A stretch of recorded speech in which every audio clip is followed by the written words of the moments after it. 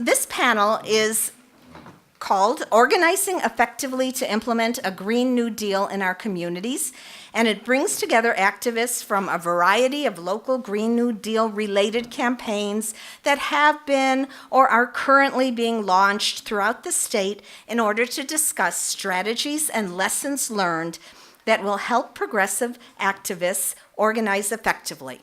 Now, I'm going to introduce the moderator for this panel, and then he will introduce the panelists. So our moderator is Joe Galliani, has been called a creative greenius, and has worked as a creative director, writer, brand strategist, and subject matter expert in various top businesses. From May 2014 through September 2017, he worked full-time as the chair of the South Bay Clean Power Working Group. So welcome, please, Joe Galliani.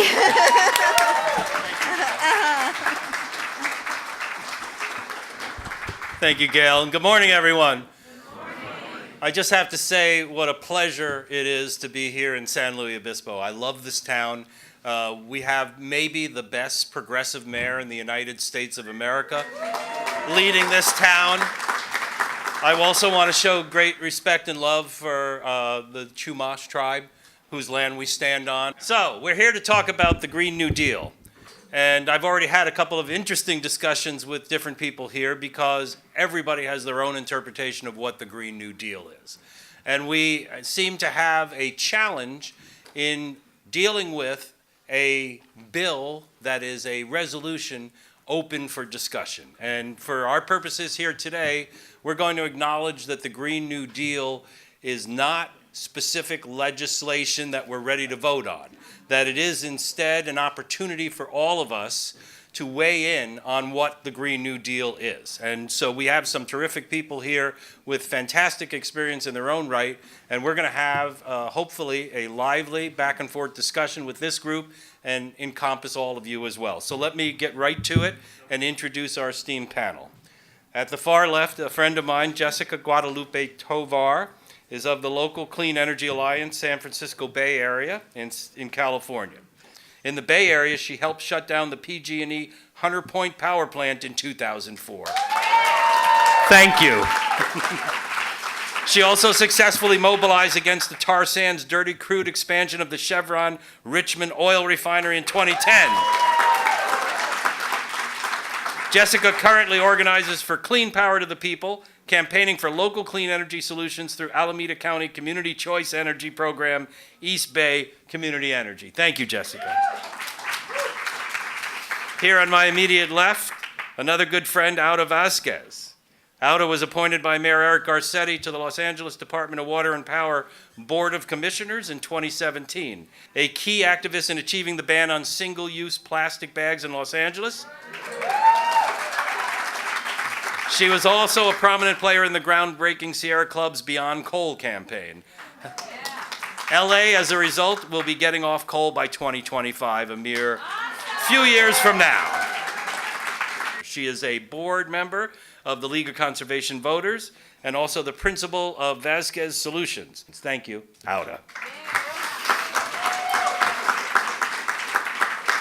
Next to Auda is Melvin Willis, who first came to public attention in 2013 when he earned the Mario Savio Young Activist Award for his work in the community. In 2016, he was elected to the Richmond City Council and served as vice mayor in 2018. He ran for mayor of Richmond in 2018, and while unsuccessful in that bid, he did garner over 44% of the vote. Is that more than Trump got? Maybe. Melvin serves on the Richmond Progressive Alliance, the RPA, steering committee, and for the last 7 years, he has worked as a community organizer with the Alliance of Californians for Community Empowerment, where he defends homeowners from the greed of banks and speculators. As a member of the Richmond City Council, Melvin helped pass the first California rent control law in 30 years. He helped extend health care for the undocumented in Contra Costa County and introduced the ordinance that will increase the minimum wage in Richmond to $15 an hour. On the environmental front, Melvin has been a warrior in the fight against Chevron, which owns a major oil refinery in Richmond, demanding accountability from the Global Fossil Fuel Corporation. I might add that they wreck the climate for profit. Next, and certainly not least, our final panelist, Benjamin Eichert, is the director of the Romero Institute's Green Power Initiative. He has worked as a union organizer and contract negotiator at the New York State Nurses Association, and he was the field director for U.S. Senator Sheldon Whitehouse' successful re-election campaign in 2012.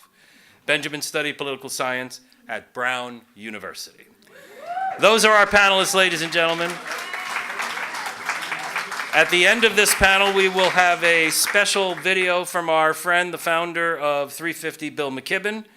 But right now, we're going to jump right into it, and I want to talk about, before we try to define the Green New Deal, I'd like to get the temperature read from each of you individually on your organization and your own sense of urgency in a Green New Deal. And the question I want to ask each of you, and we'll start with you, Alda, is what's your ticking clock deadline for this? Right now.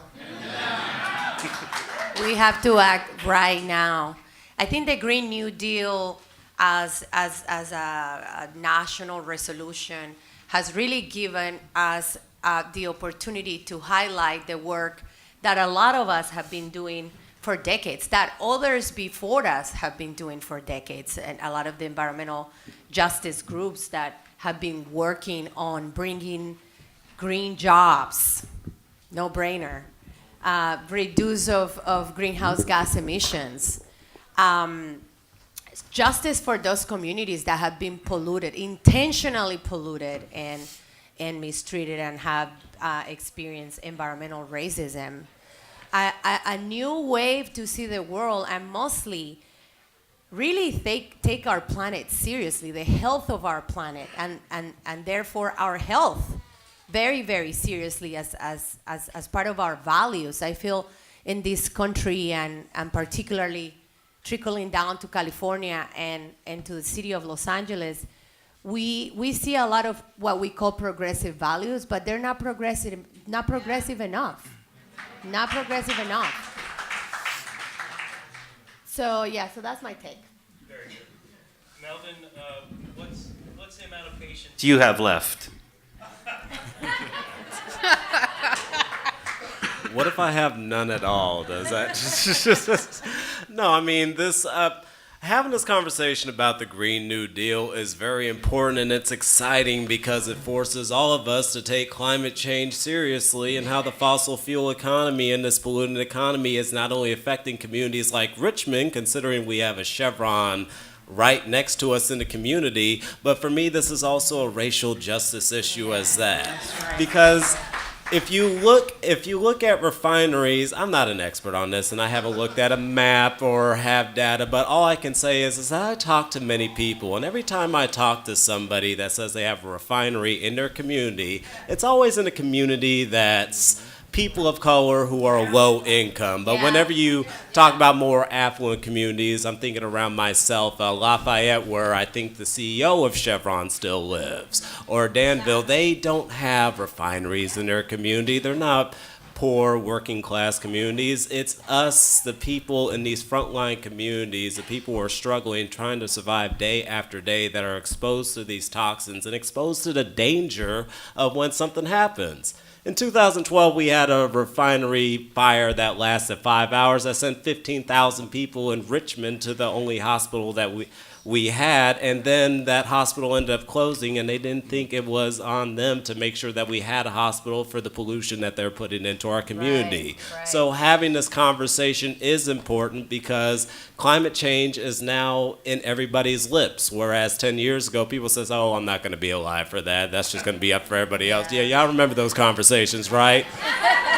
How many of y'all talk to somebody that says, I'm not worried about climate change because I'm going to be dead by the time it comes? Well, it's here right now. End of the century, man. Exactly. So it's important that we have now. The clock is ticking, and we need to start this just transition out of fossil fuels and cleaner renewable energy right now.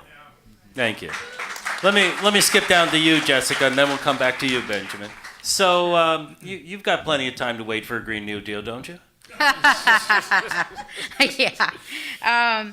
So certainly I feel very strongly that this is something we needed to address a long time ago. And let me just remind people that a lot of us did, right? I first heard of the Green New Deal through the Green Party.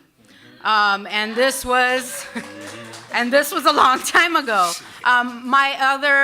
The other thing I've heard is that it came largely through also the labor movement and the need to create this new green industry of jobs, right?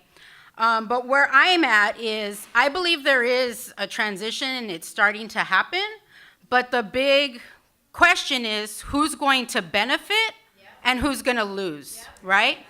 And communities like mine have been losing for a long time. We have been heavily burdened by pollution, by dirty fossil fuel energy, and in my community where I grew up, there's like several gas-fired power plants, okay? In addition to all kinds of other stuff, crematoriums, factories, diesel traffic, and this is housing projects in metropolitan Los Angeles. And our health has been compromised as a result of that, right? And I'm certainly feeling the effects of that and still fighting this industry. So I see this energy burden as something that we really need to transform, but it needs to be transformed so that people in my community, people of color, the poorest people, the hardest working people, immigrant people, actually benefit. We know what trickle down means. And we know that we're not going to stand for crumbs, right? We need to be at the center of the decision making and transform our communities into hubs of clean energy, solutions for our community to address those needs of our community in terms of improving our health and our safety, and so much more. I'll stop right there.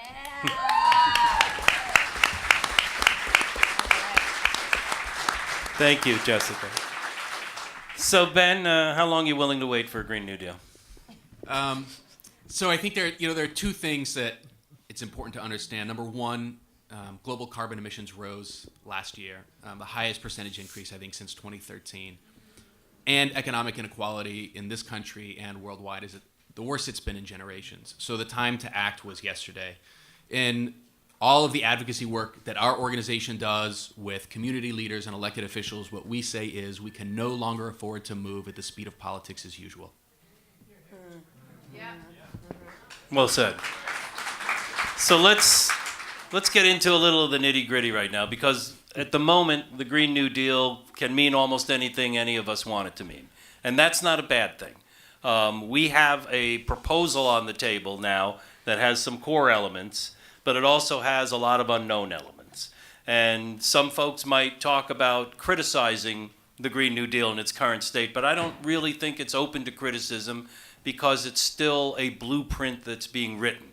And the original call for the Green New Deal in Pelosi's office was to put together a select subcommittee, no oil money being taken by any members, and then to spend 12 months taking all of the proposals that are on the table, debating them, having discussions, and then coming up at the end of 12 months with a final bill.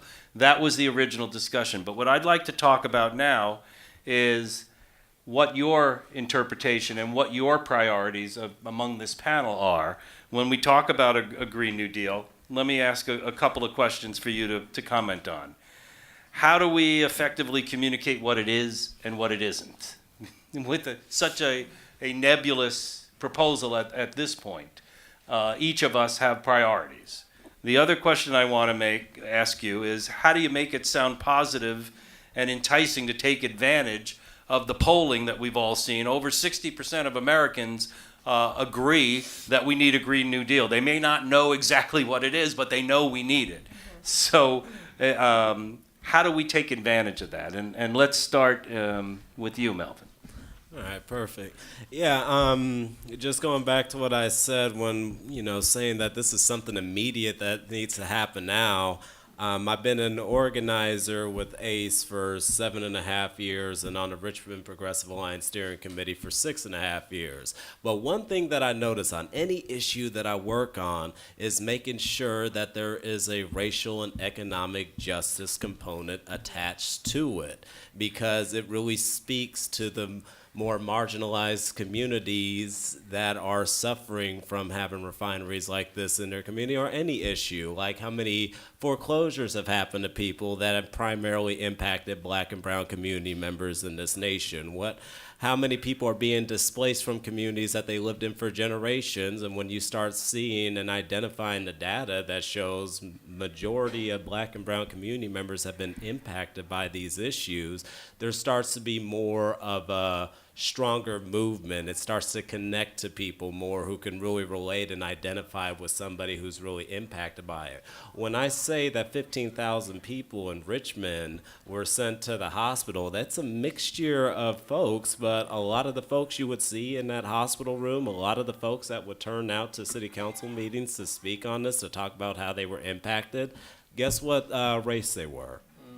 Black and brown community members. Right. So for me, thinking about the Green New Deal and how to really sell it is that this is a racial, economic, and environmental justice issue. Already in Richmond, we have done things to promote job programs for people to take advantage of and learn how to install solar. We've invited a group called Marine Clean Energy to come into Richmond, give people the opportunity to opt into a more renewable energy source. And we've even pushed the narrative so much about how much this Chevron refinery is impacting the community that whenever they wanted to do their modernization project, which wasn't really a modernization project, it was a hydrogen renewal project that they wanted to get off the ground, but they say we're modernizing the refinery. Not only did we push the narrative and conversation working together in coalition with multiple groups led by RPA, CBE, APEN, but they put in about over $90 million into a community benefits agreement for that project, and $30 million of that was to go towards greenhouse gas reduction. So constantly pushing that narrative on the impacts of the community and how they're suffering from the environmental impacts, and allying yourself with people in the healthcare industry like nurses that can even show data on how many respiratory issues that people are going through, or chronic issues just from the pollution that they're putting in the community, is something that really drives this campaign. And I believe that it's going to be a part of a component, a piece of the puzzle that's really going to drive this real just transition out of a fossil fuel economy and start taking seriously the fact that we need a renewable energy economy right now that everybody can benefit from and that our environment can benefit from as well.